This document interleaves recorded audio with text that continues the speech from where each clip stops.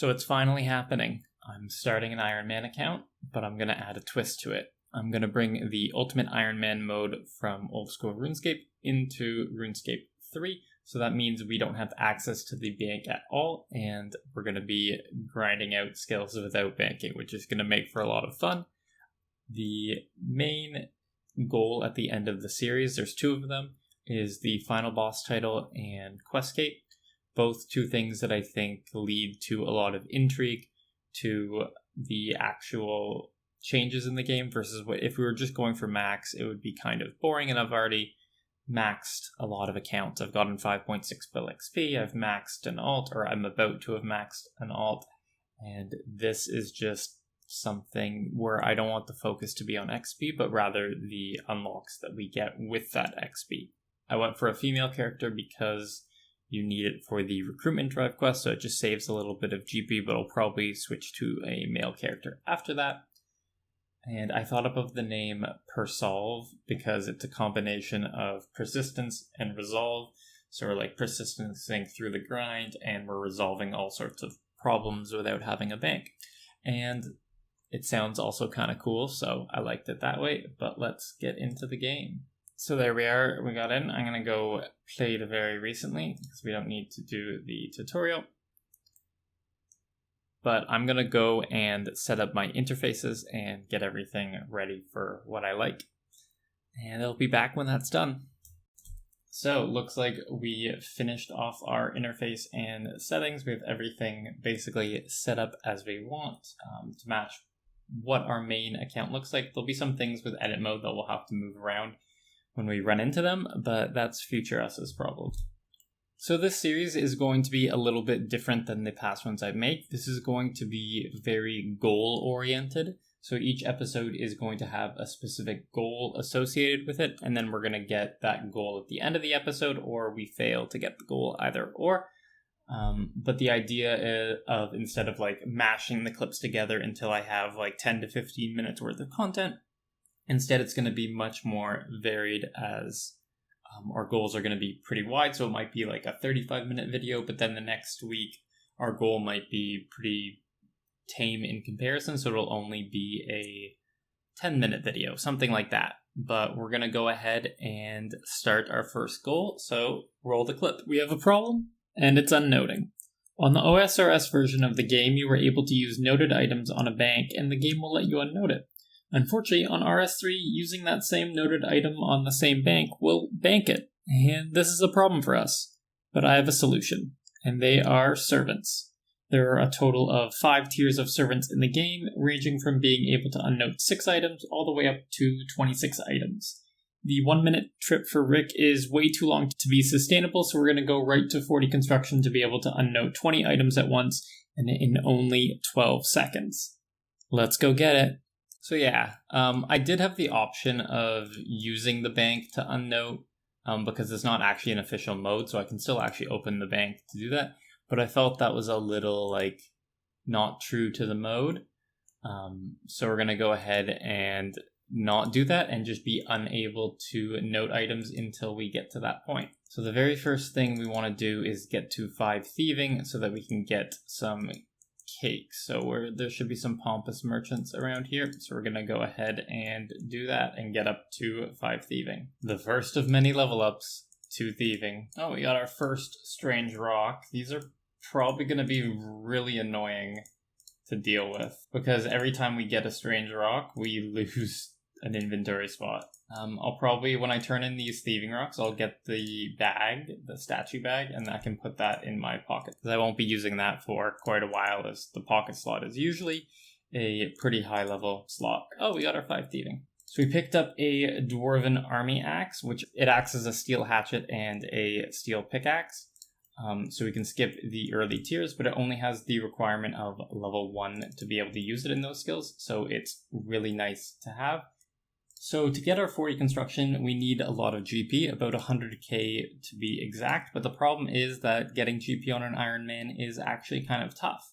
One of the easiest ways to get GP on an Ironman is by doing quests, as every 25 quest points, you get a new dice from the quest caravan, and the dice to a minimum of 250k. So us just getting to 25 quest points will get us pretty much all the way there. What I'm doing right now is I'm just boarding the trip to Lumbridge so that we can activate the lodestone here. You used to be able to pick up Varrock and Falador teletabs when you start your account, but you can no longer get those free items since they changed up how the tutorial works. So we're going to come here and take a couple items from the bakery stall so we have a couple cakes so we don't die. 3 cakes should be enough for now. So we're now going to make the roundabout trip to unlocking the main lodestones. So we're going to walk over to Draenor Village, then down to Port Sarim, up to Falador, and then back across to Varrock. And while we're doing that, I'll just go over one of the exceptions. So it's impossible to get loot from Telos without it going into your bank first. All the other bosses, there is a way to just take the item right away, but we can't do that with Telos. So whenever I do kill Telos, if I ever end up getting there, we're going to just go to the bank and claim loot, and I have to either take the items out of the bank right away as noted items, or I have to drop them. So for example, if I got 20 items and I only had 5 inventory spots, I could only pick up 5 of those items and I'd have to drop the rest of them. It means I probably won't do long streaks at Telos because if we do streaks at Telos, then there'll be so many items in there that I'll only get a couple of them. So we'll probably just do claims and just push our enrage as high as we can. I'm also going to rake these patches as I go by just for some early farming because getting to 17 is going to be pretty tough, as 17 is where we get access to player-owned farms, which makes it easier, and we can stack up these weeds for some compost. But as mentioned at the start, we're going to move into the questing phase. And the reason for that is to get to 33 quest points as our main goal here, because that unlocks the Champions Guild for a Rune Hatchet, which will make our woodcutting grind considerably easier, and also the 25 quest points will give us 250k, so we don't need to worry about our coin pouch after that.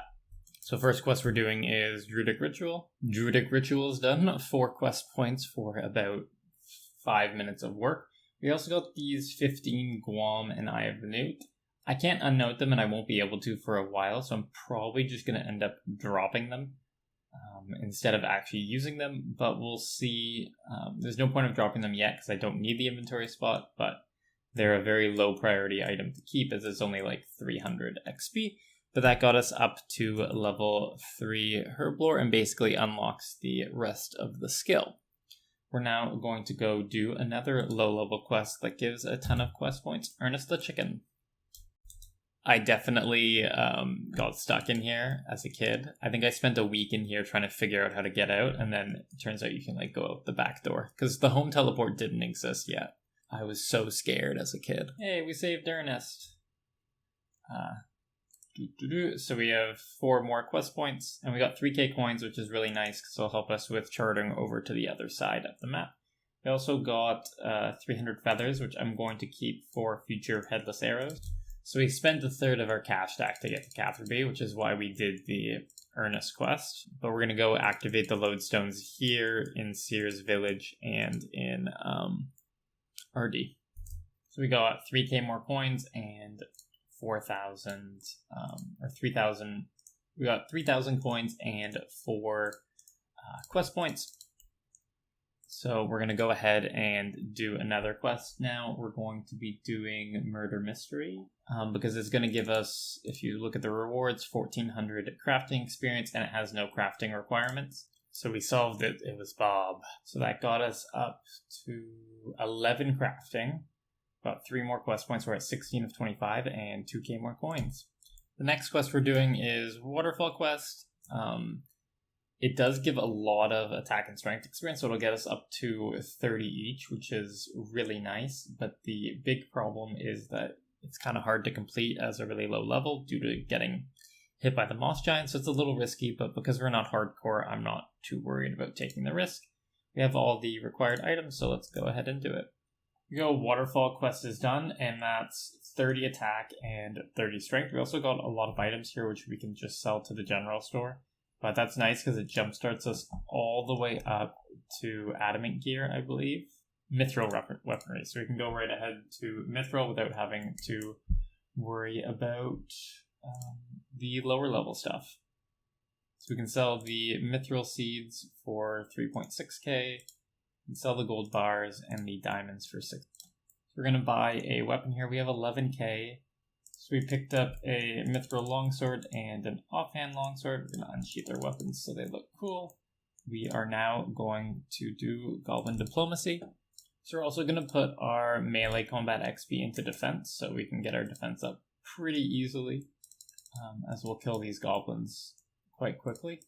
Here we're just killing these goblins until we get 3 goblin mail. So that took way longer than anticipated, but we got the 3 books. We got up to 13 HP and 14 defense there from just goblins alone. So I think we killed about 100 of them.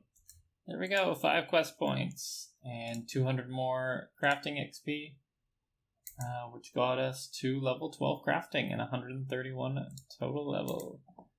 We have one more quest to do before we get to our 25 quest points, which will get us 250k, which will make this purchase of Mithril 2-hand longswords feel a little less worse. Yeah, we have our 27 quest points. Oh, this can go in a lot of skills. I'm just going to use crafting. So we talked to May and we got this magical dice tier 1. It guarantees an easy clue reward and 250k. So let's go ahead and roll it.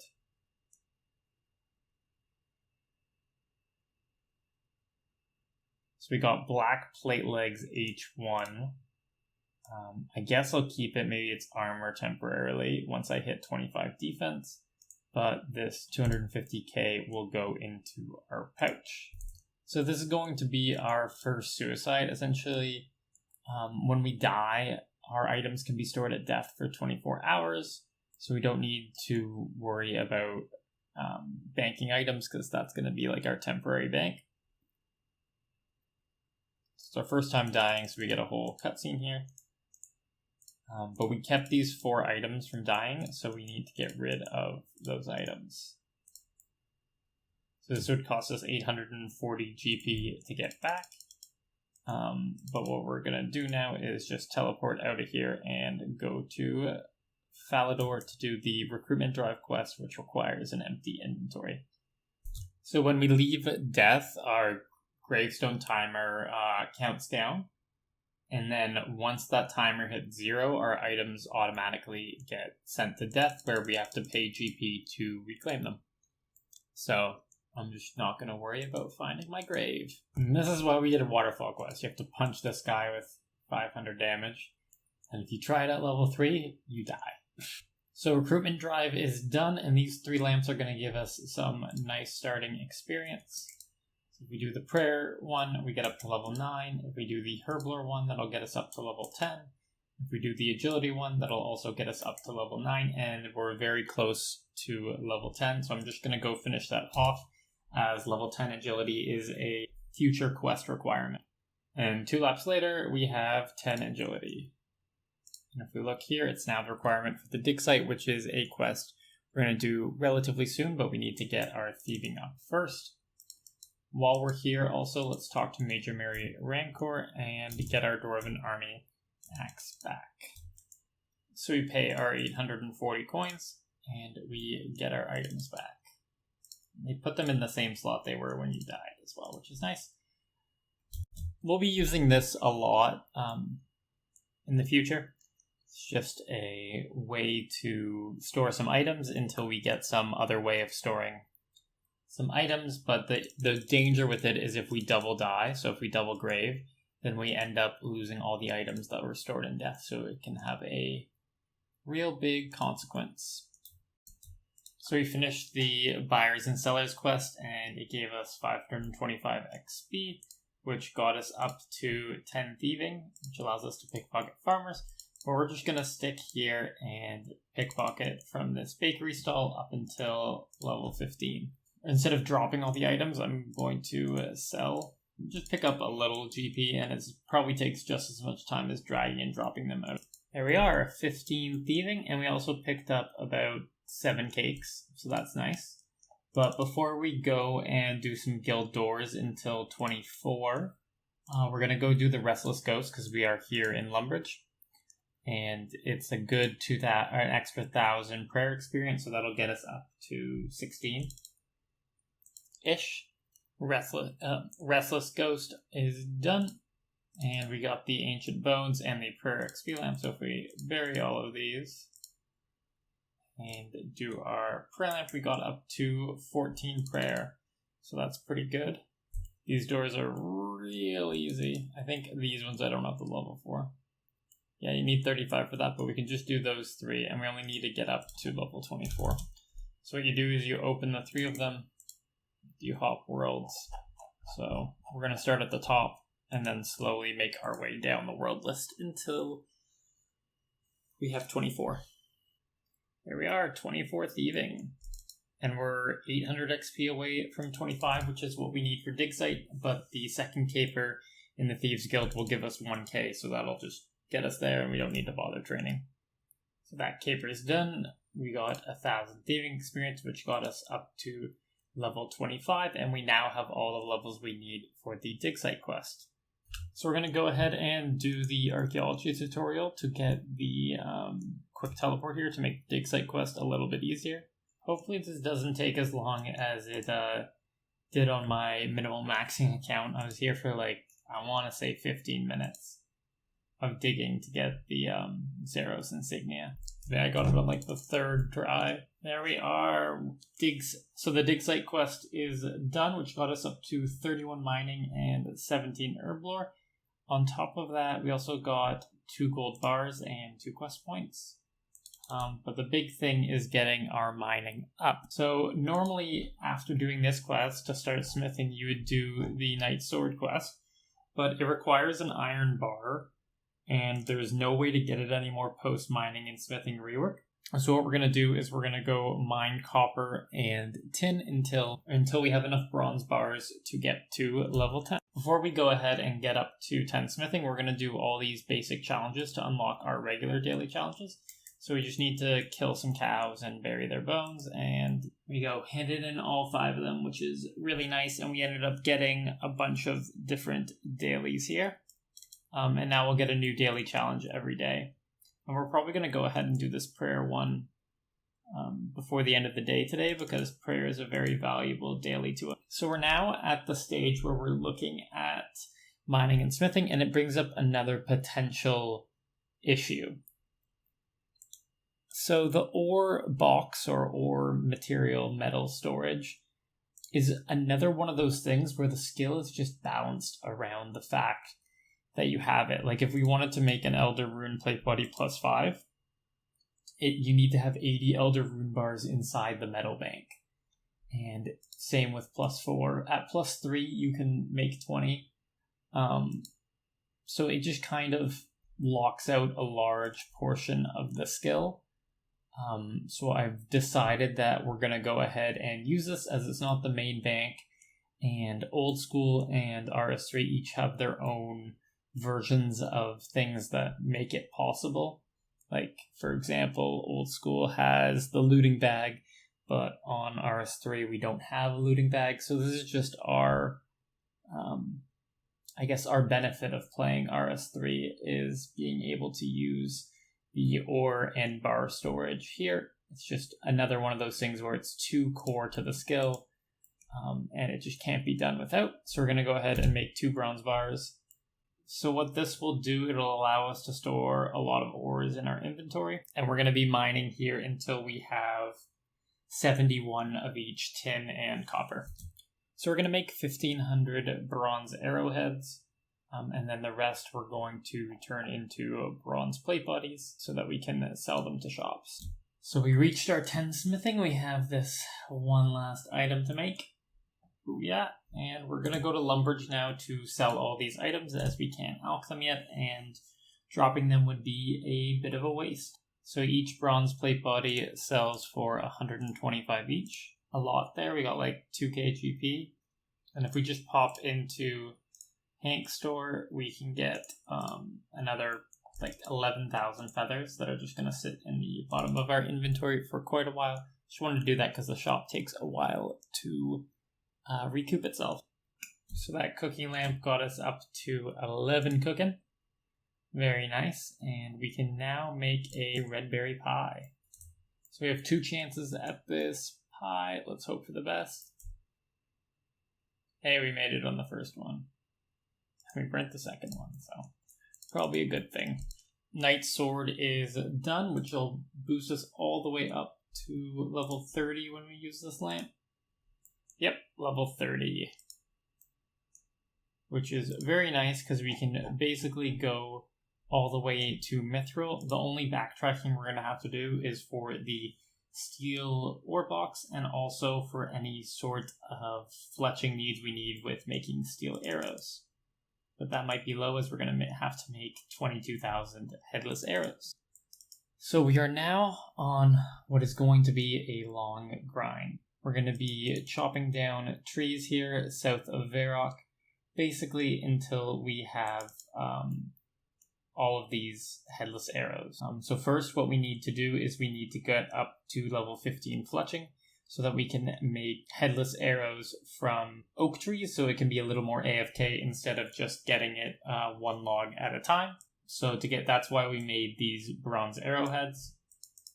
And then past that, we also need to get our wood cutting to 15 in order to get us up there as well, in order to be able to cut oak logs. And because we're using the Dwarven Army Axe, there's a small chance of getting these wooden knots when cutting down regular, or I think also oak trees it works for as well, but I know it's definitely regular trees.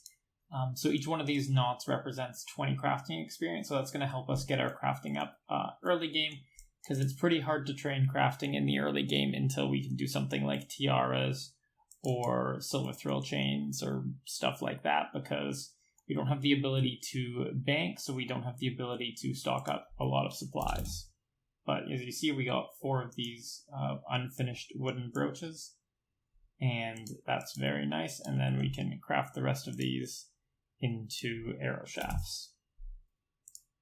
And one cool little thing about the action bar is if you put an item with the only options on it are use, drop, and examine, if you put it on your action bar, you can click the button and it will just quickly drop it, so you don't need to worry about dragging it out of the inventory or right-click dropping. But for example, something like logs, because it has all these other options, if we were to drag it onto the action bar, it would instead go to one of the other options, which in this case is craft. So there's 15 wood cutting, and if we cut all of these into arrow shafts, then make our headless arrows, and then make our bronze arrows, we should get up to 15 fletching, which means we can move right on to oak logs, and we don't need to worry about cutting normal logs until we want to train up our fire making.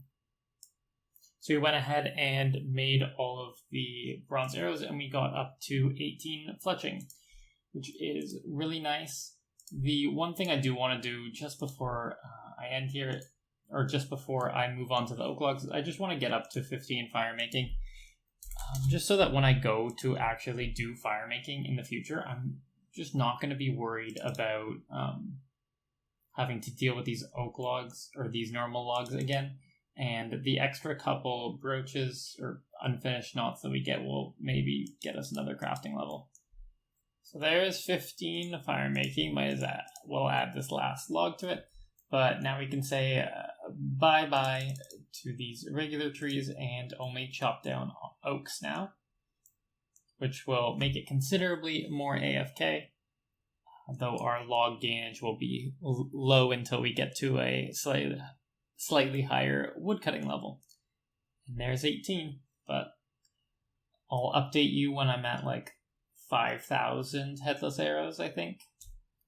With our 34 quest points, we're able to go into the Champions Guild here, which is quite nice. And I believe on the second floor, one of the stores we can buy a Rune Hatchet. Here we go, Rune Hatchet. It's 8k, but we're going to be using this for a long time. We add it to our tool belt, and basically With the Rune Hatchet in our tool belt, it acts as the highest hatchet that you can use at your current level up until runes. So right now we can only use a Mithril Hatchet. So even though rune's in the tool belt, it'll act as a Mithril Hatchet until we get to 31. It'll become an Addy Hatchet. And when we come 41, it'll become a Rune Hatchet. So we're on our last inventory of Headless Arrows here, and this is going to get us up to 30 fletching, so we can go to Draenor Village for willow logs.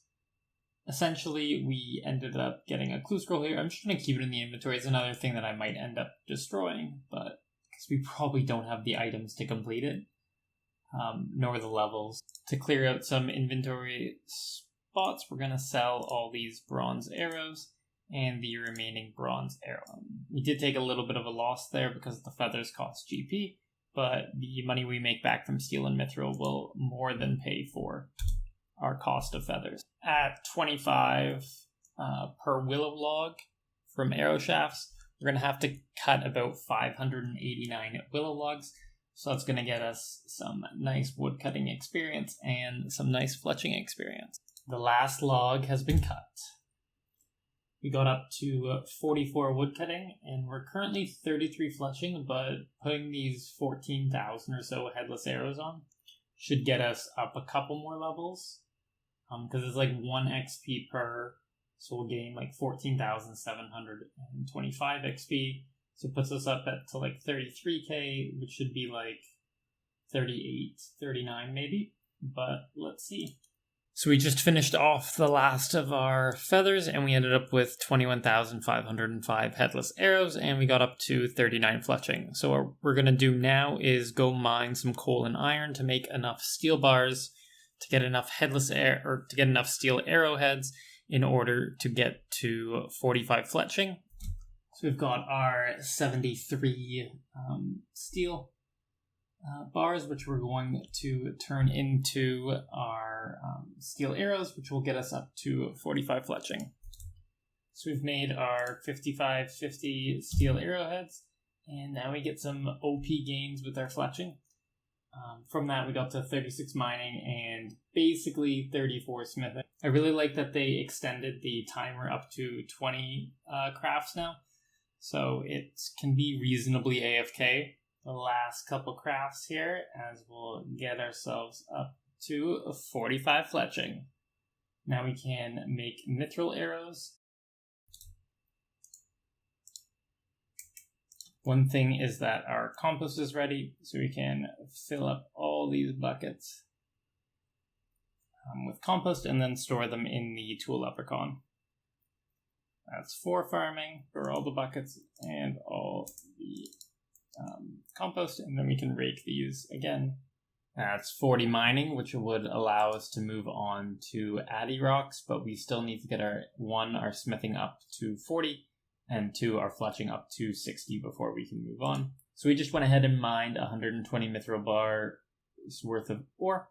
So we'll go ahead and turn all the bars we get into headless arrows and see how close we are to the 16k we need. So 36 smithing, which is really nice because we can now make mithril items at maximum heat, which makes it a lot more convenient to grab up like 15 or 20 of them in our inventory and hammer away at them without having to worry about heating each individual one. So as you see, if we pull this arrowhead out, it already has maximum. Only got 7950 heads, so we need to basically do that one more time, and then we are done. So we just got 40 smithing, which means we can smith Addy. We won't be doing that yet because we still need to do mithril to get our fletching up to 60, but once that's done, we'll move on to Addy. So we're done. 15,975 mithril arrowheads. Let's make the arrows. We get 112.5 XP per craft. So it should be a lot of XP here, and shouldn't take too long to finish off these arrows, maybe like half an hour. So 52 fletching, which if we wait for a second here, unlocks Mithral Darts. So I couldn't do earlier level darts, A, because I don't have the tourist drop quest done, but also because they only sell for like a couple GP. But Mithril Dart tips sell for 6 GP, or no, it's 7 GP. Mithral Darts sell for 7 GP, so I'm able to buy feathers for 6 GP or 7.5 GP if I'm buying the packs, and then make darts without losing a lot of money. So once we're done with this arrows here, we can pivot over to doing Mithral Darts, Addy Darts, and eventually Rune Darts for all of our pure GP needs. And the last arrows are done. Oh, we have 20 extra heads. Let's just sell them. Or is there an oak log nearby? No. We're just gonna...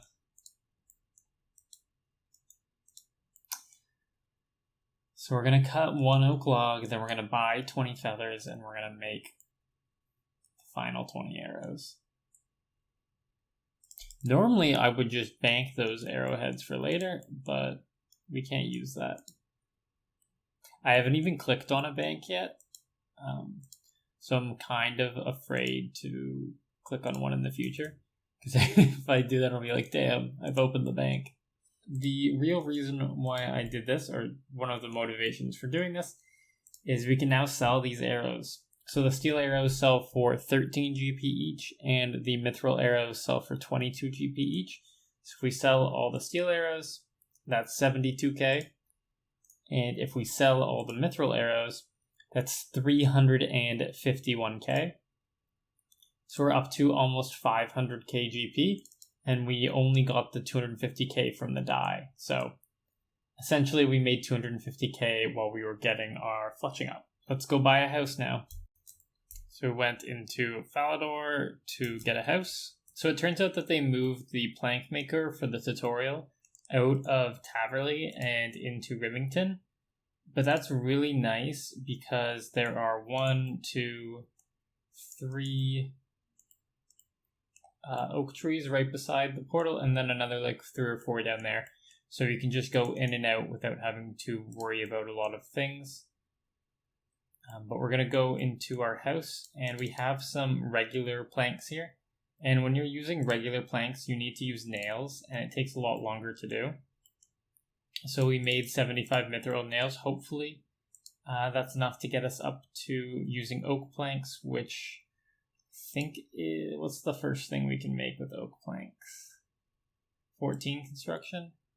Yeah, the first thing we can make with construction is level 15, which is a repair bench, which takes 2 oak planks, so we need to get up to 15. So these 75 nails might actually not be enough. And then when our inventory is done, we can just go back through the portal and chop down some logs till we have another full inventory. It took like a minute or 2 to get a full inventory of logs, but we'll buy all our regular planks and go back in building mode. I was coming over here to do some mining, and this mugger attacked me. So we're going to do 2 mithril nail projects, because that should get us the 15 construction we need. We need another, basically double the experience we got, but 15 construction, but we're now going to move to oak plants, which means we can drop this mithril nail in this 1 regular plank. And there's these oak trees right out here, so it makes it very convenient for us to just chop away and get a full inventory. I also went ahead and destroyed our archaeology journal and put the statue collection bag in our pocket slot, as that gives us 24 slots, and 24 is a really good number to have slots wise, because it's divisible by 2, it's divisible by 3, it's divisible by 4, and it's divisible by 6. So as long as the item we're making requires one of those amounts, we can just make them a full inventory every time instead of going spot to spot. It's also divisible by 8 as well. So for oak larders, we just go in, make 3 oak larders, and then come out. So it's a very convenient number to have. And each oak plank is 250 GP each, so 6k for 1 inventory.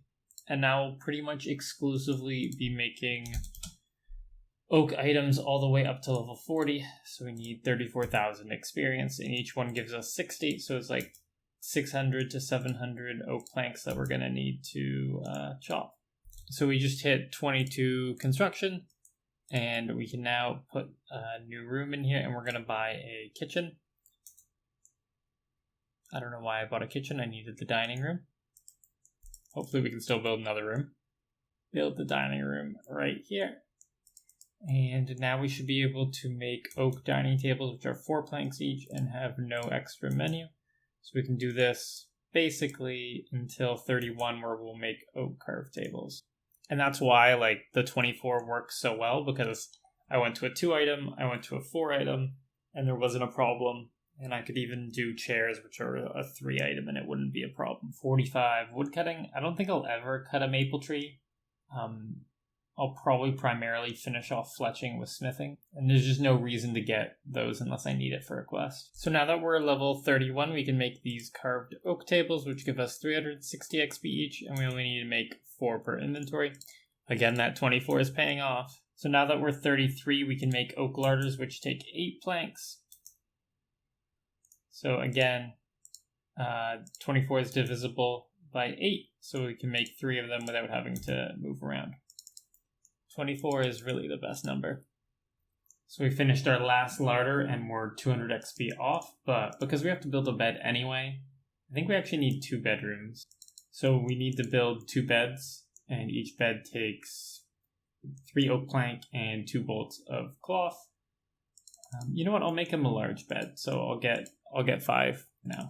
Gotta care for my servant. So luckily this guy here sells some bolts of cloth, so we're able to make the bed and 40 construction. So if we come into Artie, we can talk to this butler. You like to hire a good butler for 5,000 GP. You're hired. Start work immediately. And to test this out, what we're going to do is we're going to go to Catherby.